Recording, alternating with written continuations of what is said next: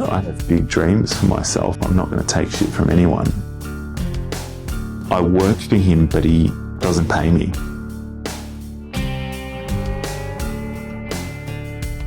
So very quickly, I landed this great job with a guy named Peter Parker in Heidelberg, not Spider-Man. And it was the first time that I'd worked somewhere and felt like I really enjoyed the environment, but also felt very motivated to be great. And that's when, seeking professional development started, going back to some of that laser focus again, wanting to get better and better every day. And I guess I had this idea that I was going to be, one of the best practitioners in the country. Attend this professional development session with this guy named Christian Barden, who's a physio, one of the most well-researched clinical practitioners in Australia, and started engaging with him a lot. Actually started sending him a lot of patients and vice versa. I had a lot more success with clients, and that kind of started to tickle this idea that maybe I should go and train as a physiotherapist as well. At this point, I'd been living at home in my mid to late 20s. I just decided that I was going to do it. I applied purposefully to a bunch of universities outside of Melbourne because I was keen to go and forge a new path, a new life for myself. And I was actually on my way to the World Cup in Brazil in 2014 when I get the email saying I've been accepted into physiotherapy in Sydney, get back to Australia, resign from my job, have to be out of Melbourne in 2 weeks, get into this course, really start to enjoy what I'm doing. I have a couple of bad jobs where, people have promised the world, particularly one guy.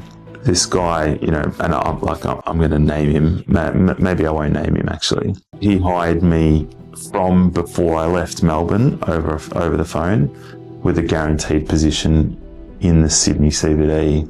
So at this point, I'm a registered osteopath. So, I can work professionally while going to uni, make really good money, be able to, live in the most expensive city in the country and, kind of do both. I get there and honestly, this guy was a complete con artist, and he ran this cult-like clinic where he was conning patients into buying treatments with him and his colleagues. But really where I saw through it was that he basically wanted me to work for a month just shadowing him. And that wasn't going to happen. And I called him out on it. He really didn't like that.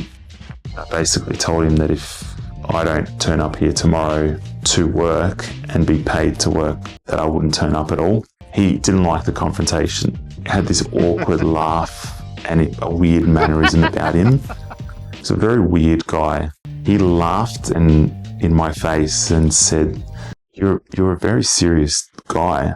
I basically looked at him and I said, bloody oath, I'm serious, mate. I have big dreams for myself. I'm not going to take shit from anyone. At that point, I basically told him to take his job and shove it. I then leave, pick up some work in this other place, and this guy's a really bad businessman. He's got financial issues, alcohol issues, a host of different things. I'm thinking, what's this city of Sydney with all these sham businesses and dodgy operators? I work for him, but he doesn't pay me.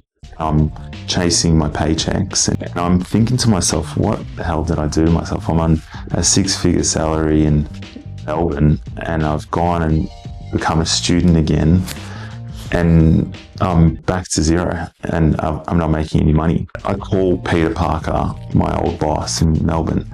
I said, mate, do you know what I should do? Do you have any contacts? Can you help me? And he said, where are you living? And I said, this area, I'm in Macquarie Park. And he said, why don't you just pick up the phone and call 10 clinics within a 15, 20 kilometre radius of you and just say, this is who I am.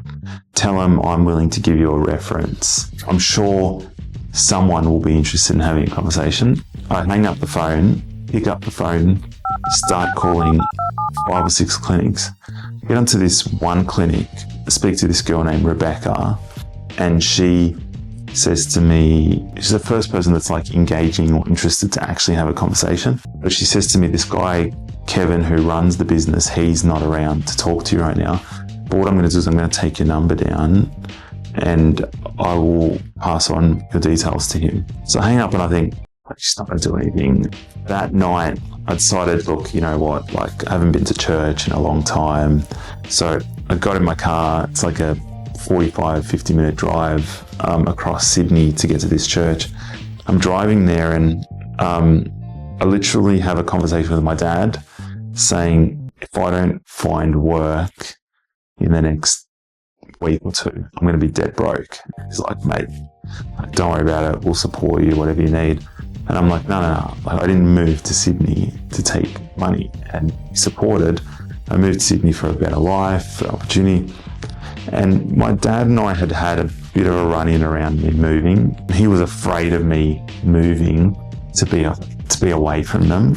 And so he had kind of already said to me that he didn't think that I'd be able to do it on my own. So here I am, sucking up my ego and pride, telling him that I'm on the path of failure.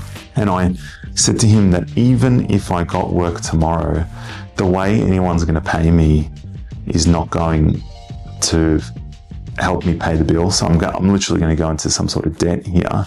Or my brother have the same conversation. They'll be like, don't worry, something will work out. So get to this church and I sit down and they're having this Bible study. They start talking and they're talking about the story of David in the Bible.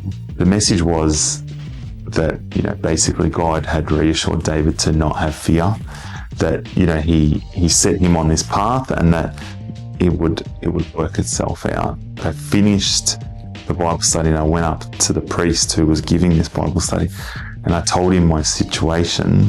And he said, I think that message was for you tonight. You should really take the message and not have fear. I walk out of that room and my phone starts ringing. And it's a random number, 7 o'clock. I answer the phone